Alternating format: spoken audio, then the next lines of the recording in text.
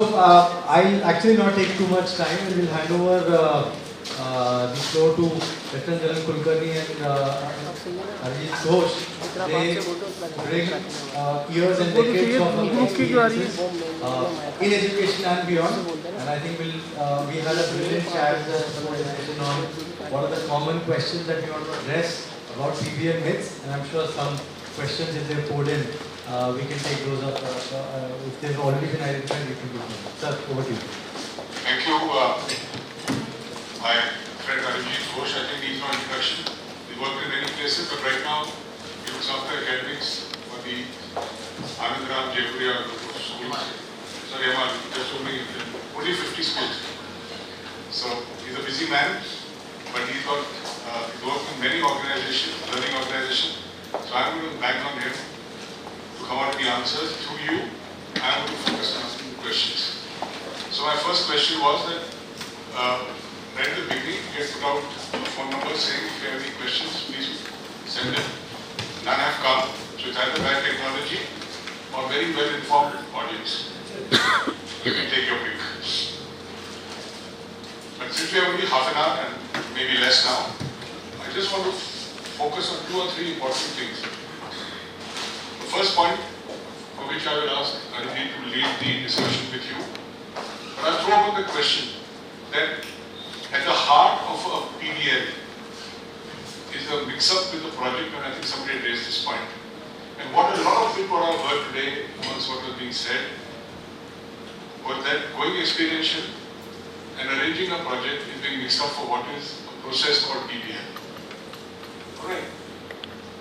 So let me ask Arijit to throw light on what is the essential difference between PBL and a project.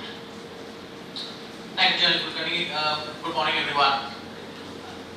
So basically the basic, absolutely fundamental difference between a project and a project-based learning is how you take it forward. So project typically happens for the students, from the students' point of view.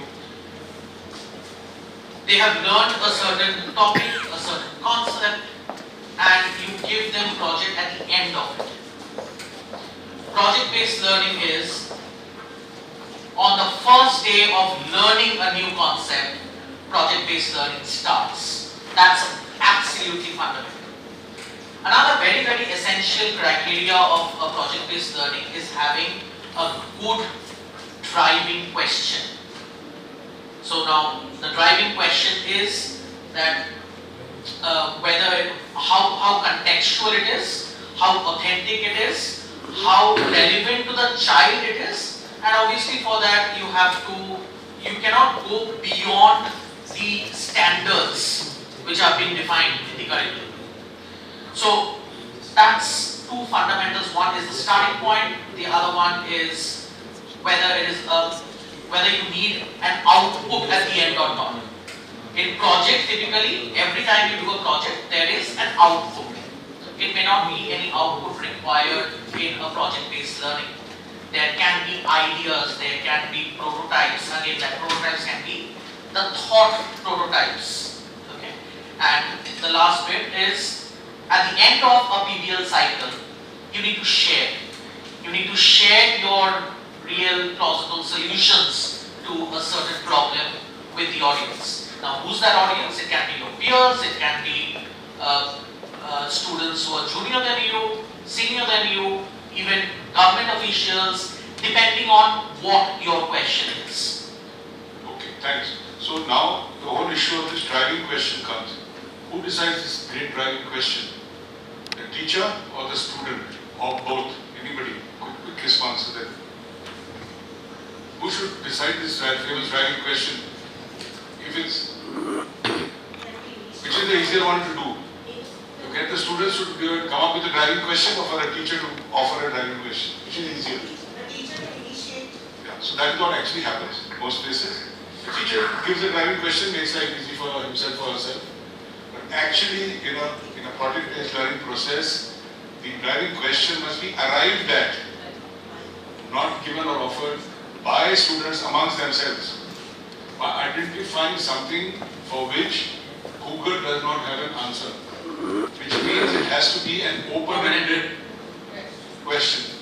Right? Most of our learning, if you say which is better, democracy or dictatorship, are you putting words into a child's mouth or a thought in the child's mouth? So therefore, it has to be open-ended. It must come from children, from within themselves. So automatically the context, the age bracket, everything comes together, because when they're talking about themselves, they will talk about things that bother them. Okay, number one. The other thing with the driving question is this. That at the end of this, we are looking for some public good. So when the kids are talking about this, and as a teacher we are steering this for them, we have to keep reminding them, is some public good going to come out of it? Or are you going to make an app on how to make, cartoons out of your teacher while she's teaching? That's not you might have a driving question. How to make a cartoon, how to make an app that will, make fun of the teacher. That's not a public good app. So there has to be a public good coming out of it, otherwise you're wasting this entire PBL process. Because, as I said, you are the previous speaker, it has to be related to the real life. And if it has to be related to the real life, it must resolve in solving a problem. And how will they solve this problem? Either they'll come up with something new or something different. Now I want to come up with another thought in my mind. Sometimes we mistake the PBL process with innovation. Purpose of PBL is not innovation. Purpose of PBL is to solve a problem. And all of you have studied all the research papers. It says the most valued skill in life today is the capacity to do complex problem solving. And which is why PBL works well in teams, because individually you cannot come up with this complex problem solving. Okay, so which now brings me to the next question I want to ask. May I just put in one word? You mentioned about the driving question being a very key fundamental thing. So maybe how does a teacher facilitate that students come up with those driving questions? We'll solve it in 2 minutes. Sir, can I just take half a second to introduce Professor Mayo Gupta, who's supposed to join the panel, and I didn't realize he's pretty. We have space, just get a chair. So I'll quickly introduce Bunny. He's a distinguished professor at the Institute of Engineering Technology, JKLU, with 21 years of experience in teaching and research, specializing in statistical data analysis and optimization techniques. He is presented at numerous international conferences. He's also served as a visiting professor at St. Cloud State University, USA. So just make that quick introduction. Thank you, ma'am. My apologies. Thanks. We had heard the Vice Chancellor was not coming. So, okay, now any volunteer to be a student here? Okay, ma'am. You come up with any driving question. Do we have to, please, cheese. Which way? Schools को sustainable कैसे बनाना? Schools को how do you make schools sustainable? So issues with like the resource waste. Now, I would also suggest you when you come up with these driving questions, one of the most important things is when you are doing complex problem solving, pick up a problem that you can solve. When Ashura Rai becomes Miss World and says, I don't want to see a child going home with tears in their eyes, no child should go hungry in this world. Because children must pick up problems, that's it, for the public good, which can be solved. The same goes with SDGs. You must pick up a small element which is solvable. So that is what are the things that teacher has to do to steer the children. Can we solve this whole problem? So I'll make it more manageable. Maybe food wastage, cutting down on food wastage for a particular grade in school. Fair enough, right? So, what do you, in your mind as a student, and you will obviously know better than what a small student will come up with, what should be the framing of that question? What do you translate this into a question? What you have said?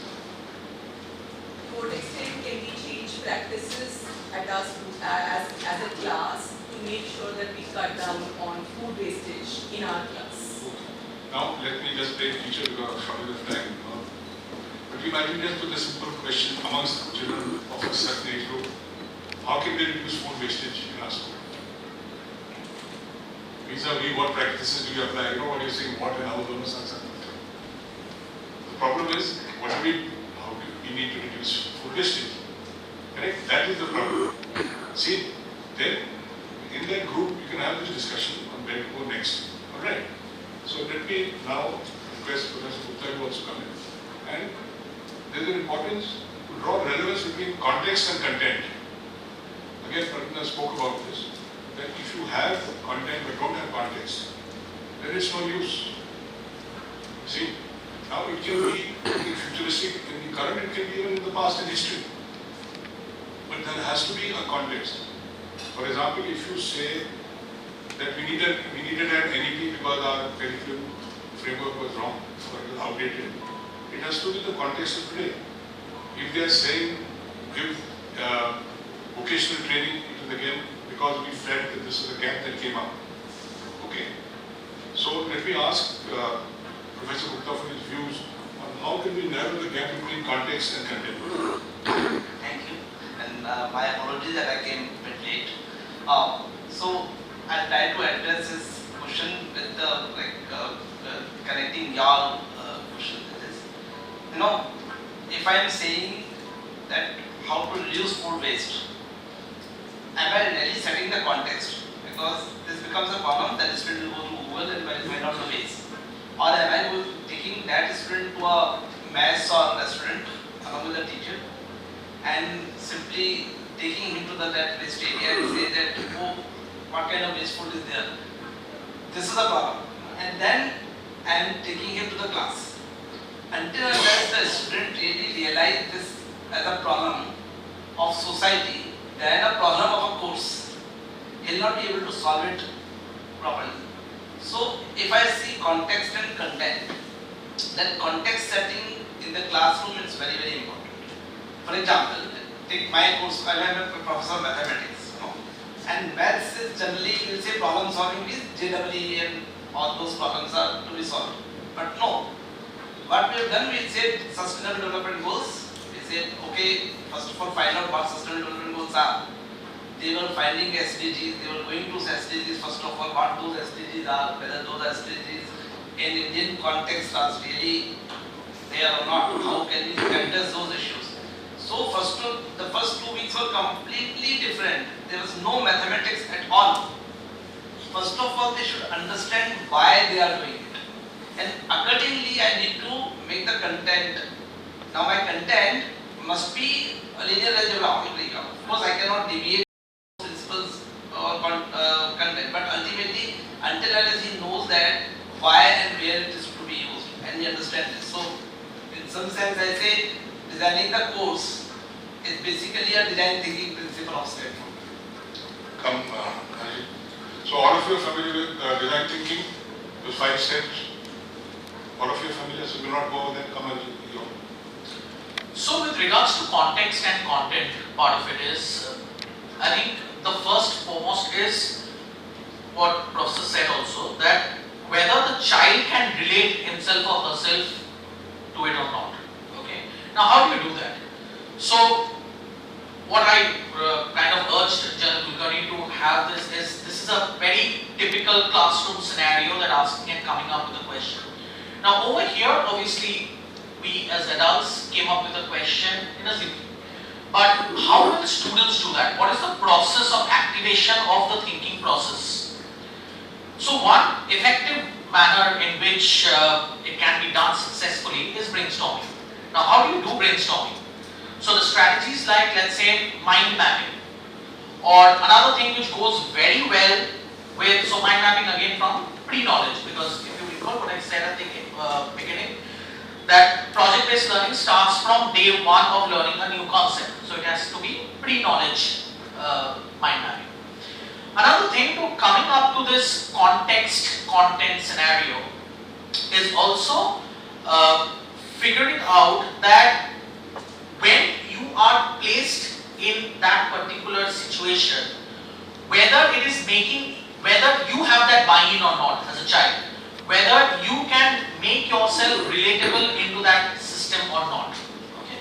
So that defines the interest level of getting to that driving question. Again, think of all the possibilities which can happen. So not on the quality, this can be a bit debatable, but at the onset, don't focus on the quality of the kind of questions which are coming, but list down the quantity of questions. Everybody thinks and list down a kind of long list menu. context and content comes in, and then you can start removing out those. A very simple example that, let's say in Mumbai for example, if you are teaching students that, okay, how can you save water in your locality? They don't relate to it because there is overflowing in Mumbai. So rather your driving question, that's where the context comes over here. It's the content still remains water and conservation of water, all of those. But then the context over here has to be flipped, that how do you work on making more effective sewage systems, or even in your house, how do you dispose water more effectively so that it doesn't generate to extra run flow. So this is, I think, the context where they are happening. But if you, let's say, to a school in Rajasthan or to a school where it is more arid region, yes, how do you conserve water is, that's where the students become more relatable, because they possibly are seeing their mates traveling to maybe 8 or 10 kilometers to get drinking water from there. So the context completely changes. The content remains same as water. Just getting back to that original point about students coming up with this thing. And now Dheeraj also spoke that they should talk amongst themselves and come to a driving question. It should be contextualized. I'll give a very small example. Say, typically for a day school, especially in an urban area. One of their concerns is from the time the bell at the end of school rings till the time they can actually get out of school. It takes time. Would every kid like it to happen near instantly? Right or wrong? Is it something every kid can relate to? Right? I'm saying you pitch it down, because what you want to teach them is the PBL process. The question, the driving question becomes irrelevant. I mean, it doesn't matter, you don't have some fancy thing of solving the world's problems, you know. But this is the problem they want to solve. Can we get out of school fast? Anybody who's disagrees with me on this, then he bell bajne ke baad ghar nahi jana hai. Right? Aane ke time, there may be no hurry to get in. But jane ke time, there are tearing hurry. So this is the question that we can talk about themselves. If somebody come up with an idea about car parking, somebody say, okay, from the last bit there should be shuttle, somebody, whatever they want to do, let them come out with it, which is viable, practical, right? Where the teacher should come in is, if there's a group, this thing, you will find certain students will always dominate the discussion and not allow others to speak. Or some have ideas but are shy to speak. The teacher can nudge all of them to contribute. Right? And manage the time of that period given for this brainstorming, as you were saying, if it's 15 minutes, in 15 minutes, okay, the more vocal one may speak 3 or 4 minutes, but the least vocal should also speak 1 minute. Right? The teacher can moderate that. The teacher can also help them gradually frame and phrase the question to the point of simplicity where every word matters and there's not a single superfluous word. Pardon me for saying so, because teachers teach language and all, you're saying expressions through language teacher. They tend to be verbose, we tend to be superfluous in our use of words. Economy of words is very important. And one of the best ways, and this is out of context, teachers to learn, is don't give them a sentence and say, please make paragraphs. Your heads of school try this. Give them a sentence and make a paragraph. Then give them a paragraph and say, make a sentence. And you will say your teachers are visible. Okay? Because that is the tougher part. So if you can get this into the head of kids, you have clarity, brevity, simplicity, and come to a question in a structured, congruent way. You're coming towards the question, you're coming and knocking out every extra word and filling in. Then they will come up with a good driving question. Now the question of this last bit about what is this public product? As Arijit said at the beginning, it has to be something that can be shared. Now often people want to come up with this great idea, and especially if you want to monetize it, obviously you don't want to share it. I mean, that's a new thing. So entrepreneurship and PBL are not the same thing. Please understand. So therefore, certain elements which everybody highlighted, it has to be teams, it has to be experiential, it has to be multidisciplinary, all that is fine. None of this leads to a PBL unless to end up that you have a relevant driving question, you which is in the correct context and results in a public good. If these three ends are met, then you are doing a good, worthwhile PBL process with your kids. Right? And now, unless we have just a few more minutes left, unless Arijit want to say something driving urge inside you, otherwise we're going to ask the audience for some questions. Anybody? Or any suggestions, any I feedback? have a question. Mike, please go ahead. Hello.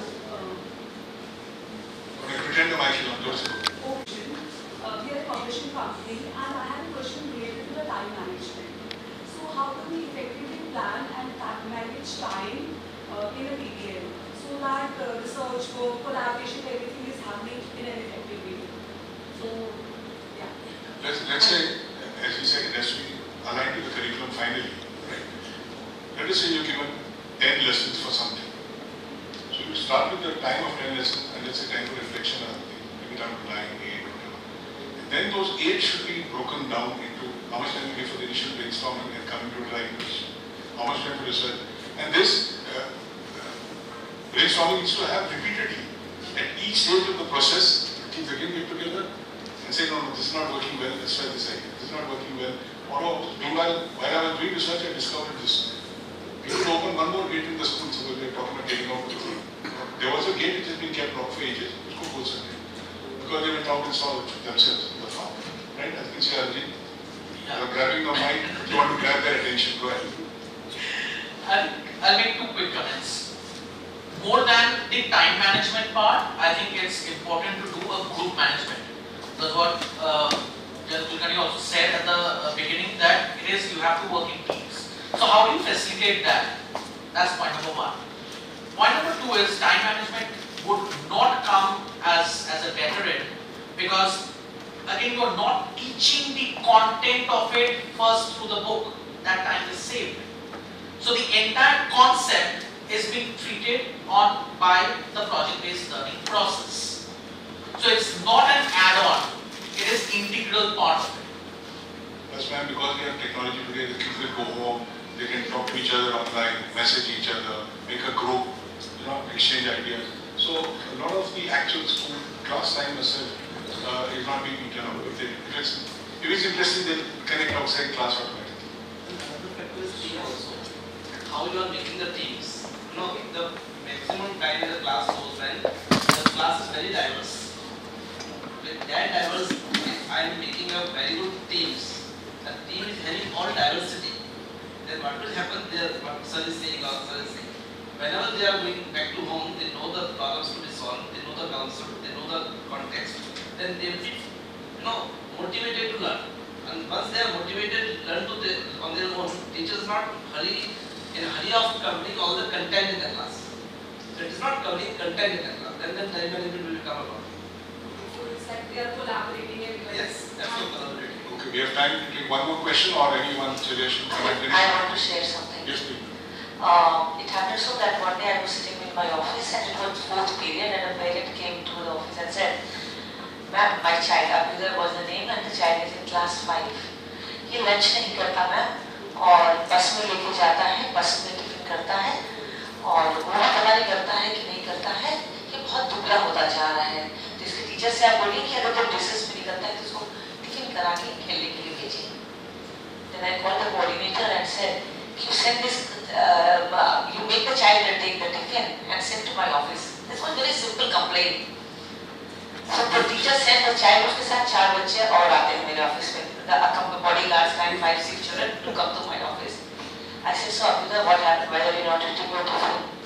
And the friend said, "Ma'am, he throws it to the dustbin." I said, "Why?" "Because some girl said you have become fat today." ठीक है, some girl commented, "मोटे होते जा रहे हो Abhidhar, तुम अच्छे नहीं लगते हो." तो this child stopped eating. So I said, "Okay." And this children complained that this child throws the paratha and roti in dustbin. I said, "Who else does this?" They said, "Ma'am, we don't know, we know this boy." I said, "Okay, go find out. Take a round of the school and resource. Find out how many children are throwing their food in the dustbins. Go to the junior canteen, go to the school canteen." So then I also forgot, and the matter was, after 7-8 days, these 3-4 children, including a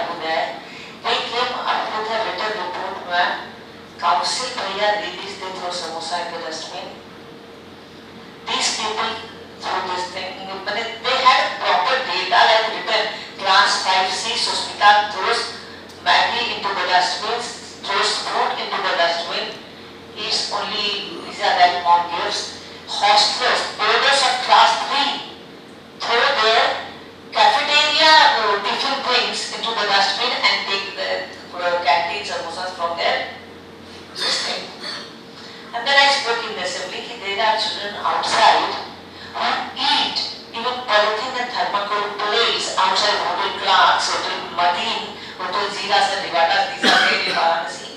I've seen children eating those thermocol plates. वहाँ से खाना उठा के खाते बच्चे, and we are throwing it in this. So this was only 3 to 5 block. I had spoken to the assembly. The strength is bigger, so I got the assembly in the block.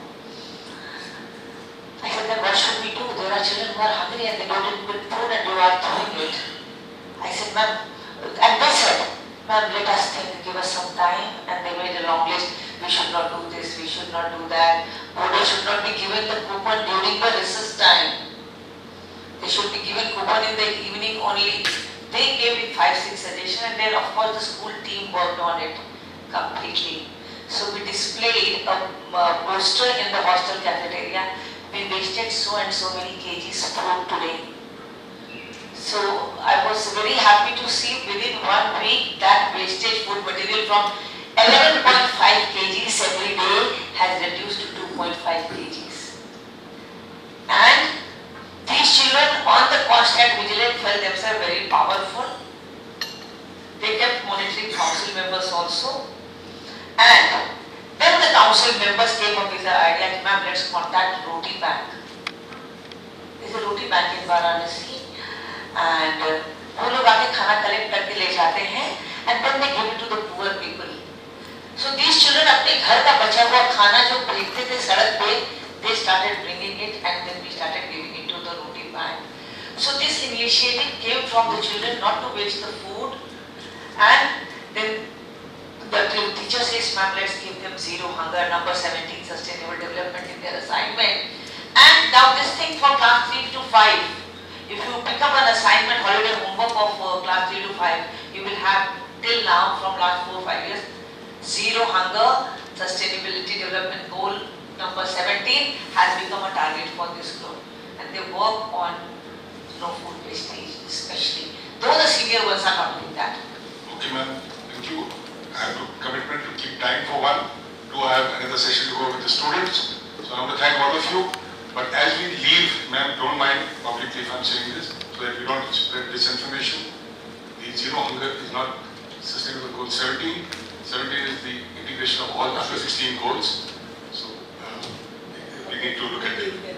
Yeah, so we can just have a look at that separately. But that's not my context. Yeah, so I want to thank all of you for being here, and I just hope we've been able to focus your mind on some of the issues that are affected as well. I would like to Thank you. Thank you. Thank you. So before we just call it a close, I would just like to do a little bit of a presentation. We've been talking close by Ravi. Can we first cover our speakers, please?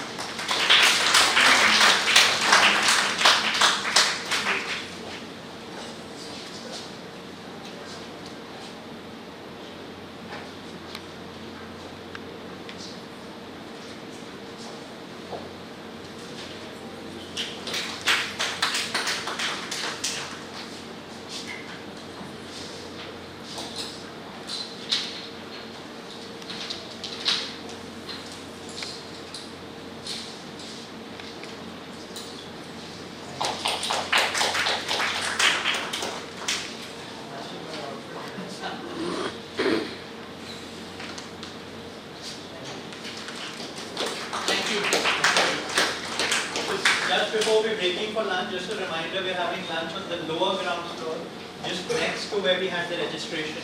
And just a subtle plug as we continue the session on, in the second half, we're actually doing these projects actually. So you can take this time during lunch to think, what if you're a grade 2 child, you have to solve a problem in your community where too many road accidents are happening. And just leaving a very open-ended queue, we'll talk more about it. Find your pairs. Find your groups. We'll do this activity in groups of 4, and in 25 minutes we'll create a project in the next half. So thank you so much. See you sharp at 3 o'clock for the second half of this session.